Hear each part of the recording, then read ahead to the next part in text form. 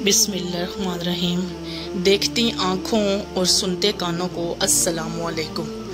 एक दफ़ा मौला अली अलैहिस्सलाम जंगे नहरवान के लिए अपने घोड़े पर सवार हो रहे थे कि एक नजूमी मौला अली अलैहिस्सलाम के पास आता है और कहता है, ए अली, ये जंग आप मत लड़ें क्योंकि आपका सितारा गर्दिश में है, आप ये जंग बुरी तरह हार जाएंगे।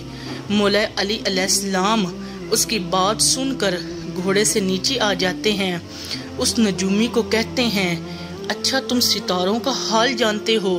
उसने कहा, हाँ, मेरा काम ही यही है, मैं सितारों को देखकर ही लोगों का हाल बता सकता हूँ।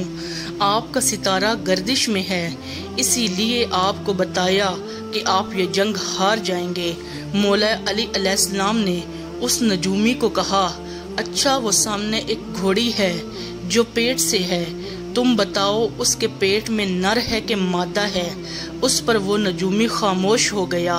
मौला अली अलैहिस्सलाम ने कहा, तुम तो कह रहे थे कि मैं सितारों का हाल जानता हूँ, ये तो तुम्हारी नज़रों के सामने है, तुम इसका हाल भी नहीं जानते। मौला अली अलैहिस्सलाम ने कहा, अच्छा बताओ कौन सा सितारा है जब टूटता है तो वो बड़े धड़का जाहिर होता है? अब फिर वो नजूमी खामोश रहा।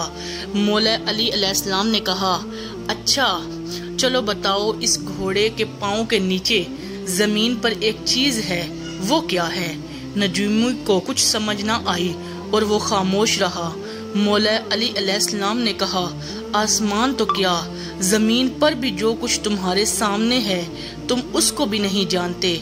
सुनो ए शख्स, मैं अली अब तुझे बताता हूँ, मेरी जिंदगी की ये सबसे कामयाब जंग होगी।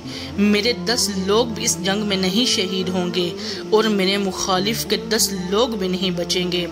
और फिर तारीख में लिखा है, जंगे नारवान में मौला अली अलैहिस्सलाम का कोई साथी भी शहीद नहीं हुआ और मौला अली अलैहिस्सलाम के मुखालिफ के सिर्फ 2 शख्स बचे थे।